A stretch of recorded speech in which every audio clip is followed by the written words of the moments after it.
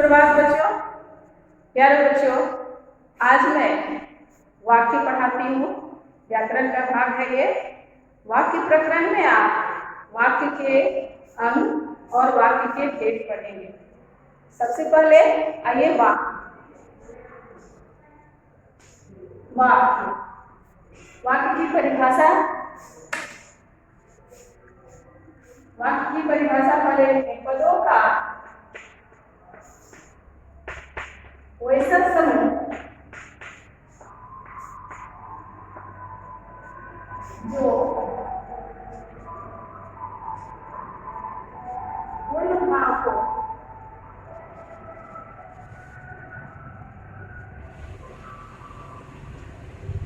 भाव को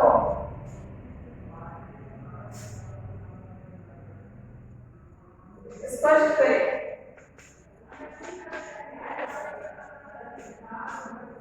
यानी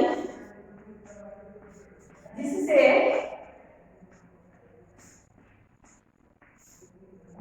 सुनने वाले का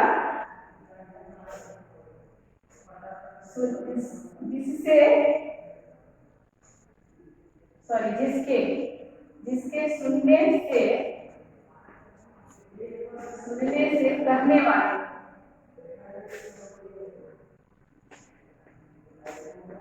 वाले का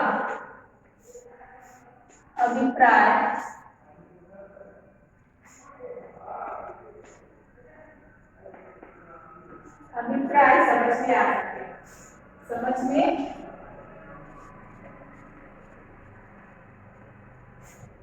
आ जाए उसे वाक्य कहते हैं।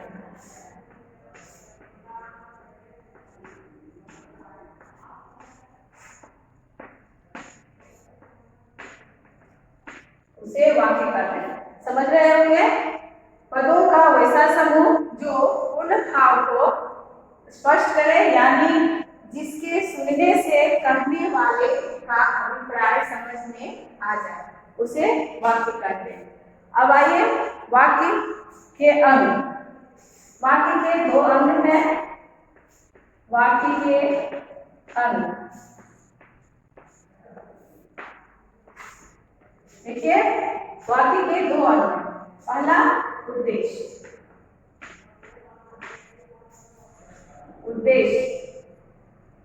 और दूसरा विधेय। समझ रहे होंगे आप? वाक्य को दो अंगों में बांटा गया है। पहला आपका उद्देश्य हो गया और दूसरा विधेय। आइए बातें हैं उद्देश्य किसे कहते हैं और विधेय किसे कहते हैं। आपने वाक्य समझ लिया होगा अच्छी तरह से कि वाक्य किसे कहा जाता है। कहने का तात्पर्य वाक्य उसे कहेंगे जिससे यदि मैं कुछ बोलूं और आप उसे समझ गए, यही वाक्य है। भली भांति आप समझ रहे होंगे इसको। वाक्य के अंग तो प्रथम है आपका उद्देश्य।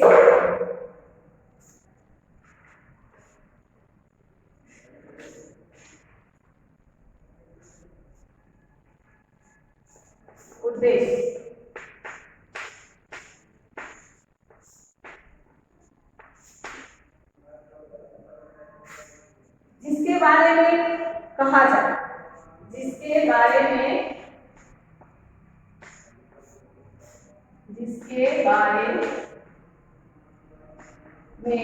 कहा जाए। समझ रहे होंगे इसको? जिसके बारे में कहा जाए। जैसे यदि मैं कहूं राम घर जाता है, मैंने किसके बारे में कहा? राम के बारे में। इसमें यहाँ पर उद्देश्य कौन हुआ? राम।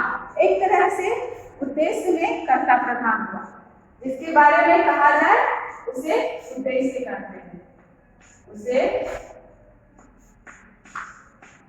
उद्देश्य कहते हैं।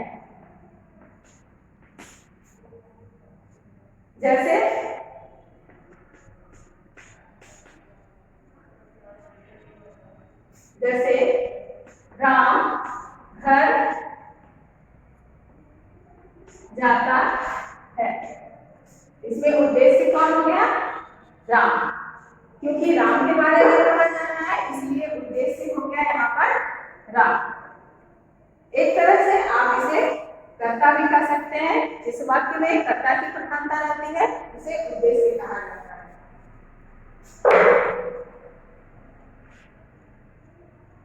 यानी कर्ता ही इसमें क्या है, प्रधान। जिस वाक्य में कर्ता प्रधान है, आप इसे भी लिख सकते हैं, जिस वाक्य में कर्ता प्रधान रहे वह उद्देश्य कहलाता है।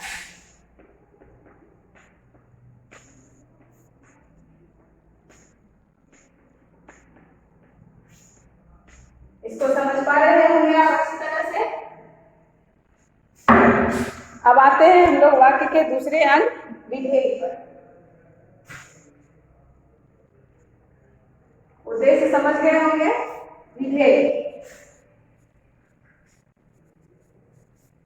आपने उद्देश्य में पढ़ा, इसमें कर्ता प्रधान होता है, यानी इसके बारे में कहा जाता है वही उद्देश्य होता है। और विधेय में देखिए क्या फर्क है। विधेय में हम लोग जानेंगे इसमें कर्ता प्रधान ना होकर के कर्म प्रधान रहता है, इसलिए वह विधेय कहलाता है। जो कुछ कहा जाए, जो कुछ कहा जाए, इसके बारे में जो कुछ कहा जाए। दूसरा है विधेय।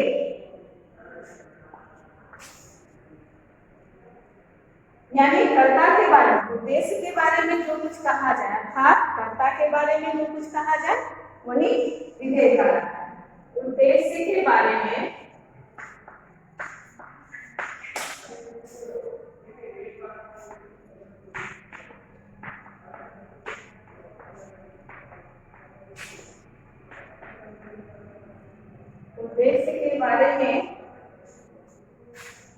जो कुछ कहा जाए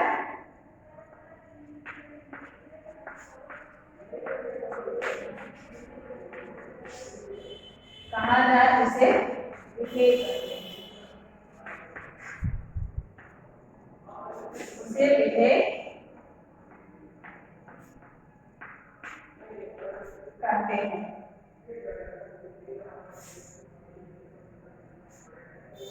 वाक्य में जो विधेय है वह प्राय क्रिया होती है। वाक्य का विधेय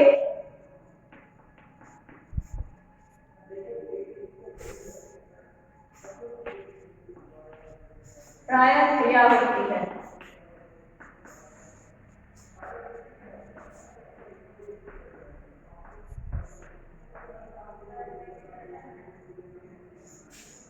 जैसे देखिए, आपने ऊपर पढ़ा, उद्देश्य में पढ़ा राम घर जाता है, इसमें राम हो गया आपका उद्देश्य। अब राम के बारे में क्या कहा गया है, कहाँ जा रहा है, वो घर जा रहा है, उसका विधेय। दूसरा अंग है विधेय।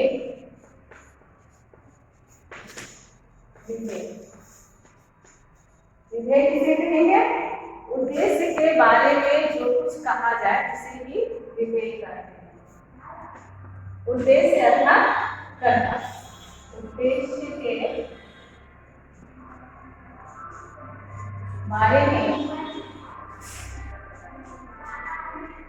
जो कुछ कहा जाए उसे विधेय कहते हैं।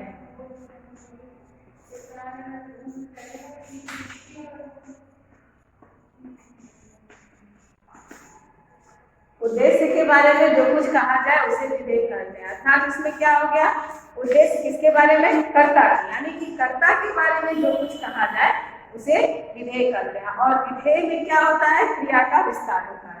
तो विधेय में वाक्य का विधेय प्राय क्या होता है, क्रिया।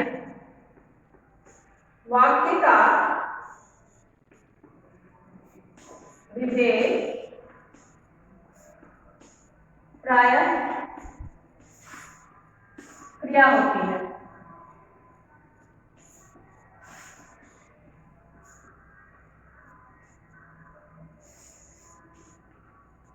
जैसे देखिए, राम घर जाता है, राम घर जाता है। आपने देखा कि राम इसमें क्या हो गया, उद्देश्य हो गया, क्योंकि राम के बारे में जो कुछ उद्देश्य, कर्ता के बारे में जो कुछ कहा जाए वह उद्देश्य है, तो राम के बारे में। लेकिन इसके बारे में जो कुछ कहा जाए वो विधेय है। इसके बारे में, राम के बारे में क्या कहा जा रहा है कि राम कहाँ जा रहा है, घर जाता है, और यही घर जाना उसका क्या हो गया, क्रिया क्रिया क्रिया है, और इसलिए यह क्या हो गया, विधेय। समझ में आ रही है बात, यह विधेय हो गया। अब आते हैं हम लोग, ये वाक्य के अंग हो गए, वाक्य के दो अंग हुए। सबसे पहले वाक्य किसे कहते हैं समझ में आई बात। उसके बाद वाक्य को दो अंगों में बांटा गया है, पहला उद्देश्य, दूसरा विधेय। वाक्य का जो पहला अंग हुआ उद्देश्य, उसमें कर्ता की प्रधानता होती है, यानी कि जिसके बारे में बात कही जाए या वाक्य जिसके बारे में कहा जाए वही उद्देश्य हो गया। दूसरा अंग है आपका विधेय, उसके बारे में जो कुछ कहा जाए, यानी कि कर्ता के बारे में जो कुछ भी कहा जाए वही हो गया विधेय। और विधेय में क्या होता है, विधेय में प्रायः क्रिया का विस्तार होता है, इसलिए इसमें क्रिया ही मानी जाती है। इसमें किसी वाक्य में क्रिया होती है वह विधेय कहलाता है। वाक्य में दो चीज होता है, हमेशा याद रखने वाली बात है, वाक्य में दो चीज हुआ, उद्देश्य और विधेय। हमेशा ये प्रश्न पूछे जाते हैं, इस वाक्य में उद्देश्य क्या है, विधेय क्या है, ये प्रश्न हमेशा आते हैं। अब आते हैं हम लोग वाक्य के भेद। तो वाक्य के भेद हमें जो पढ़ना है, आप आगे जब कक्षा में जाएंगे, 10वीं कक्षा में जाएंगे तो रचना के आधार पर वाक्य के भेद पढ़ेंगे। लेकिन फिलहाल इस कक्षा में आपको अर्थ के आधार पर वाक्य के भेद को पढ़ना है। इसके पहले जो आपने पढ़ा कक्षा 8 में, उसमें आपने रचना के आधार पर नहीं पढ़ा और अर्थ के आधार पर नहीं पढ़ा। लेकिन अब हम लोग 9वीं कक्षा में सिर्फ अर्थ के आधार पर वाक्य के भेद पढ़ेंगे। तो अर्थ के आधार पर वाक्य के 8 भेद हैं, लिखिएगा। अर्थ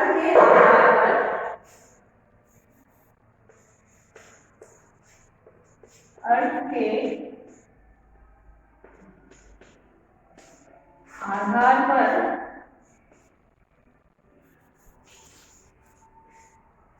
वाक्य के भेद।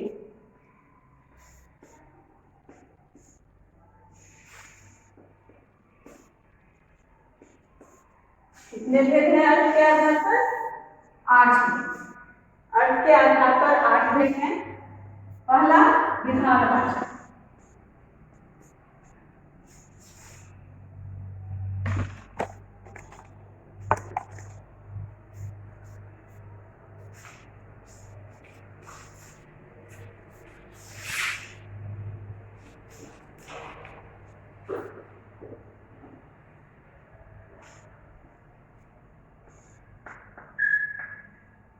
विधानवाचक वाक्य। दूसरा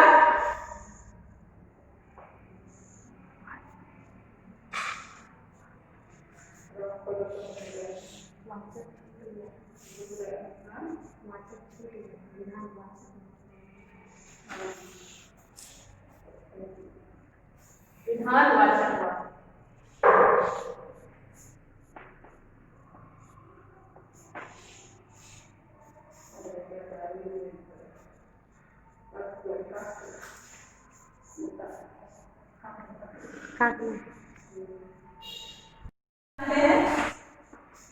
विधिवाचक वाक्य।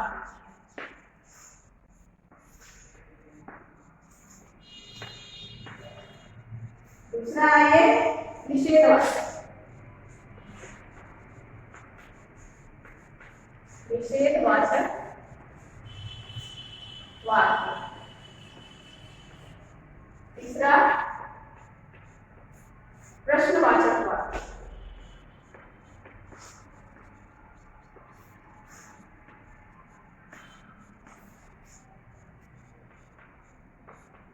चौथा नंबर पे है विस्मयादि बोधक या फिर विस्मयवाचक वाक्य। विस्मयवाचक वाक्य।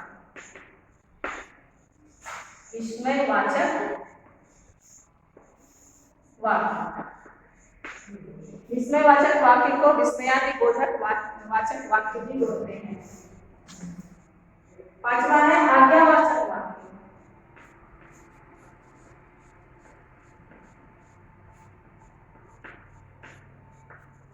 छठा इच्छावाचक या इच्छार्थक वाक्य। इच्छावाचक।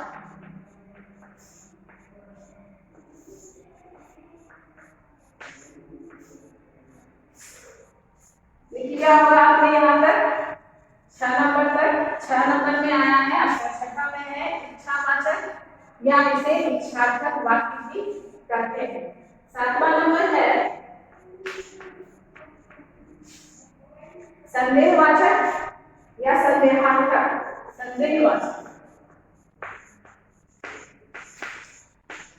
संदेहवाचक वाक्य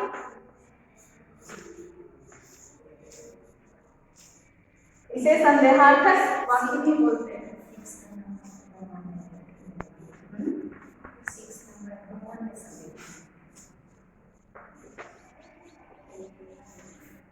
आठवां है आपका संदेहवाचक। संकेतवाचक वाक्य,